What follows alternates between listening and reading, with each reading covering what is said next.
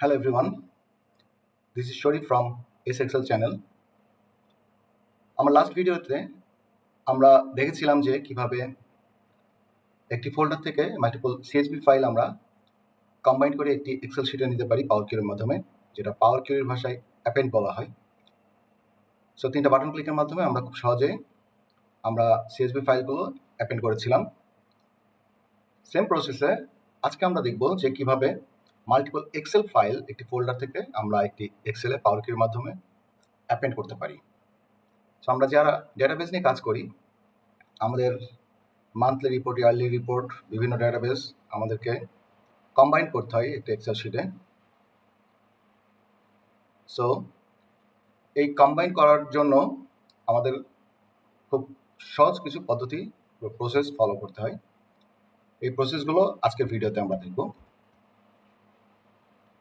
So প্রথমে আমাদের Excel file যে ফোল্ডারে আছে এই ফোল্ডারটা দেখব, যেখানে আমাদের এক্সেল ফাইল আছে, ডক্স আছে, নোটপ্যাড আছে এবং পিডিএফ ফাইল আছে, আমাদের পিডিএফ আছে এবং পিপিটি আছে।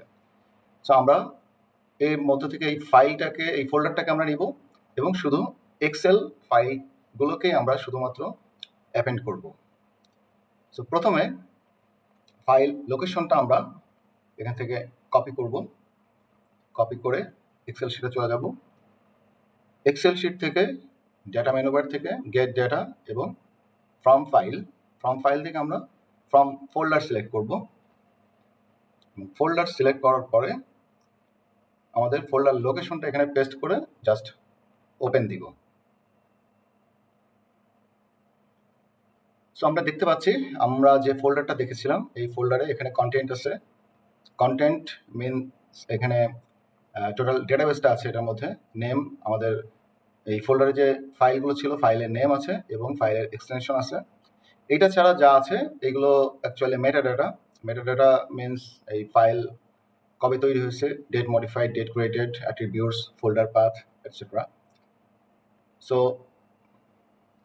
আমরা সিএসভি ফাইল যখন অ্যাপেন্ড করেছিলাম আমরা এখান থেকে কম্বাইন অ্যান্ড লোড দিয়েছিলাম, ডিরেক্ট ট্রান্সফর্ম করি নাই, কারণ ওই ফোল্ডারে শুধু সিএসভি ফাইল ছিল, অন্য কোনো ফাইলস ছিল না এর মধ্যে। দ্যাটস ওয়াই আমরা ডিরেক্ট কম্বাইন অ্যান্ড লোড করেছিলাম। কিন্তু আমাদের এই ফোল্ডারটাতে আমরা দেখতে পাচ্ছি যে এখানে অনেক ধরনের আমাদের ফাইল আছে, পিপিটি আছে, পিডিএফ আছে, নোটপ্যাড আছে। সো আমরা প্রথমে ট্রান্সফর্মের প্রিভিয়াস ভার্সনের যদি আপনাদের পাওয়ার কিউরি বা পাওয়ার বিআই থাকে, এখানে এডিট অপশন আসবে, নতুন ভার্সনে এটাকে বলে ট্রান্সফর্ম ডেটা। সো আমরা ট্রান্সফর্ম ডেটাতে ক্লিক করব। সো পাওয়ার কিউরি এডিটর চলে আসছে এবং পাওয়ার কিউরি এডিটরে আমরা এখানে ওই কলামগুলি দেখতে পাচ্ছি, কন্টেন্ট, নেম, এক্সটেনশন এবং বাকি মেটা ডেটাগুলো আমরা এখানে দেখতে পাচ্ছি। সো কন্টেন্টের মধ্যে আমাদের ডেটাগুলো আছে, নেম, ফাইলের নেম এবং এক্সটেনশন এক্সেল আছে। আমাদের যে ফাইল আছে আমরা প্রথমে ফাইলগুলো একটু দেখে আসি। আমরা একটা ফাইল দেখি, এখানে আমাদের যে এক্সেল শিটগুলো আছে, সেন্ট্রাল, নর্থ এবং সাউথ সেলস ডেটা আছে। সো একটা ফাইল ওপেন করলে আমরা এখানে দেখব এই শিটের মধ্যে 2019, 20, 21, 22। সো আমাদের 4টা শিট আছে এবং 4টা শিটের 4টা টেবিল আছে। সো এভাবে 3টি এক্সেলে আমাদের 3, 4, 12টা শিট এবং 12টা টেবিল। দ্যাট মিন আমাদের টোটাল 24টা ডেটাবেস পাবো, এখানে 24 ডেটাবেস আছে। সো প্রতিটাতেই আমাদের 4টি করে শিট এবং 4টি করে টেবিল আছে। ওকে, সো এগেইন আমরা চলে যাই get data, from files, from folder এবং ফোল্ডার পাথটা দিয়ে আমরা ওপেন ক্লিক করব এবং আমরা চলে যাব ট্রান্সফর্ম ডেটাতে। আমাদের ডেটাটা আগে ট্রান্সফর্ম করতে হবে, যেহেতু এখানে এক্সেল ছাড়া অনেক ধরনের ফাইল আছে। আমরা দেখতে পাচ্ছি এক্সটেনশনগুলো excel text, PPTX and PDF. So আমাদের মেন দরকার তিনটি file, content that mean database, name, table name বা ফাইল নেম, এবং এক্সটেনশন। সো এক্সটেনশন থেকে আমরা শুধুমাত্র প্রথমে সবগুলো ডিসিলেক্ট করে শুধু এক্সেলটাকে রাখবো। আমাদের বাকি ফাইলগুলো এখান থেকে সরিয়ে আমরা শুধু এক্সটেনশন এক্সেলটা রাখছি, এবং কন্টেন্টের ডেটাবেস এবং নেম, আমাদের নেমের মধ্যে আমাদের ফাইল বা টেবিল নেমগুলো আছে, central, north and south. Okay, so এই দুইটা কলাম ছাড়া বাকি কলামগুলোকে আমরা এখান থেকে সরিয়ে দিব। সো রিমুভ আদার কলামস, আমরা দুইটা কলাম রাখবো এবং বাকি কলামগুলোকে এখান থেকে রিমুভ করে দিব। ওকে, রিমুভ আদার কলামস, সব কলাম চলে গেছে, আমাদের দুইটা কলামস আছে। এই দুইটা কলাম থেকে আমাদের ডেটাগুলোকে আগে বের করতে হবে। সো ডেটা বের করার জন্য আমাদের একটি ছোট লজিক ইউজ করতে হবে। আমরা অ্যাড কলামে যাব, অ্যাড কলাম থেকে কাস্টম কলাম, কাস্টম কলামে আমরা একটি সিম্পল লজিক ইউজ করব। লজিকটা হলো এক্সেল ডট ওয়ার্কবুক। আমরা যখন ডেটাবেস নিয়ে কাজ করি, ডেটাবেস নিয়ে কাজ করলে আমাদের অ্যাপেন্ড করার সময় অনেক ধরনের ফাইল থেকে অ্যাপেন্ড করতে হয়। আমার আগের একটি ভিডিওতে আমি দেখেছিলাম যে পিডিএফ থেকে কিভাবে আমি ডাটা এক্সট্রাক্ট করতেছি। সো আমরা যদি পিডিএফ থেকে ডাটা এক্সট্রাক্ট করি, পিডিএফ ডট টেবিলস, অথবা আমাদের ওরাকল ডেটাবেস যদি থাকে, ওরাকল ডট ডেটাবেস, এই ধরনের বিভিন্ন ধরনের ফাইল আমাদের অ্যাপেন্ড করা লাগতে পারে আমাদের অফিসিয়াল পারপাসে বা ডেটাবেস নিয়ে কাজ করলে। সো যেহেতু আমরা এক্সেলে কাজ করতেছি, সো আমরা এক্সেলের লজিকটা ইউজ করবো, এক্সেল ডট ওয়ার্কবুক। এক্সেল ফাইলটাকে আমরা এক্সট্রাক্ট করব, ব্র্যাকেট, অ্যান্ড কন্টেন্ট, যেহেতু আমাদের ডেটাবেসগুলো আগে বলেছিলাম যে কন্টেন্টের মধ্যে আছে, সো কন্টেন্ট ডাবল ক্লিক করব এবং ব্র্যাকেট ক্লোজ করব।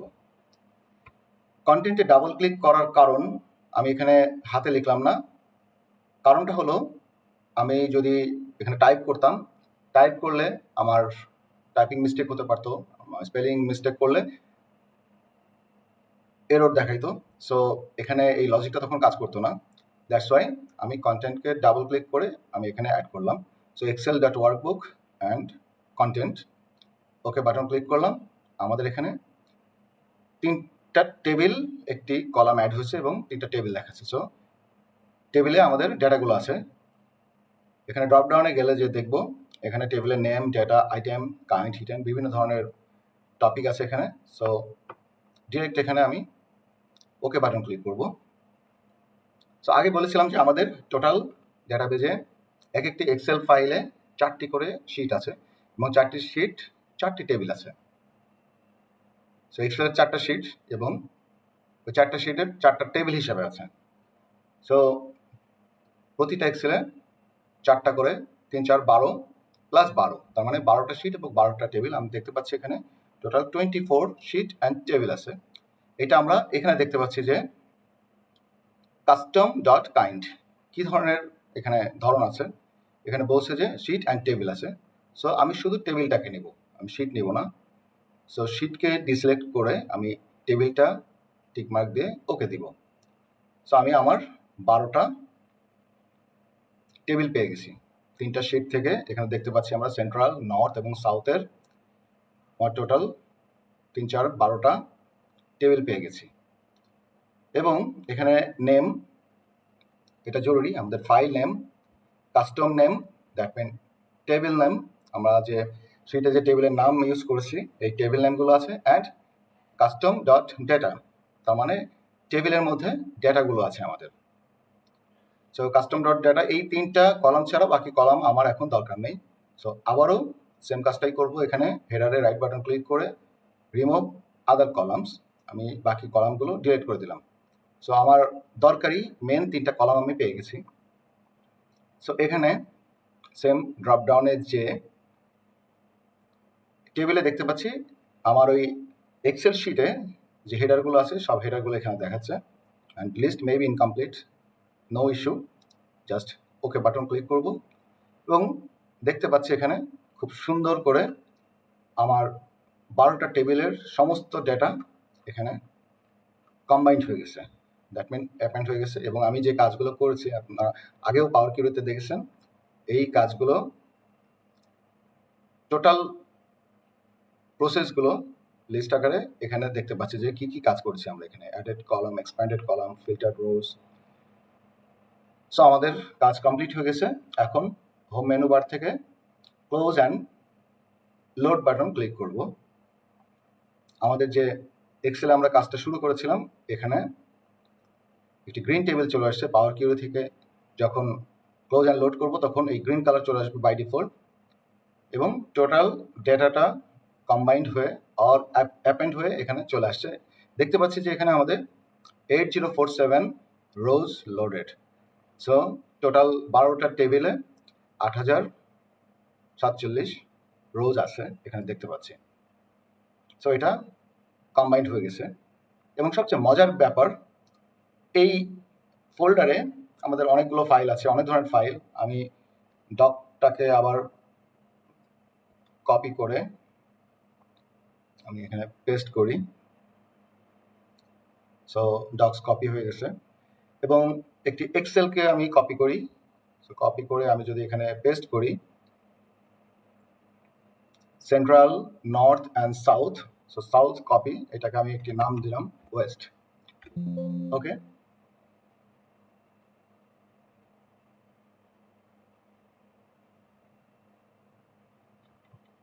সরি ফাইলটা ওপেন আছে, দ্যাটস ওয়াই এটা কাজ করছে না। সো আমি এখন এই ফাইলটার নাম চেঞ্জ করে ওয়েস্ট দিব। সো এখন central, north, south and West আমার 3টা এক্সেল শিটের জায়গায় এখন 4টা এক্সেল শিট আমি এখানে আরেকটা অ্যাড করলাম, নতুন এক্সেল শিট। হতেই পারে আমাদের নতুন ডাটা অ্যাড করতে পারি আমরা ফোল্ডারে।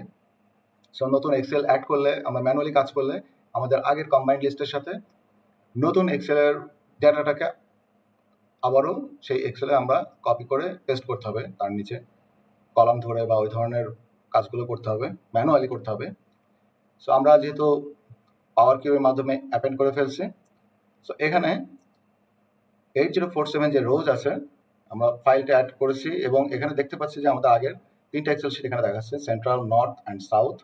সো সিম্পল একটা রাইট বাটন ক্লিক করে আমি যদি রিফ্রেশ দেই লোডিং ডেটা, এবং দেখতে পাচ্ছি আমাদের নতুন যে এক্সেলটা আমি ওখানে পেস্ট করেছি সেই এক্সেলের ডেটাটাও এখানে খুব ইজিলি একটি রিফ্রেশের মাধ্যমে অ্যাড হয়ে গেছে, এবং 8047 এর প্লেসে এখানে 9857 রোজ লোডেড।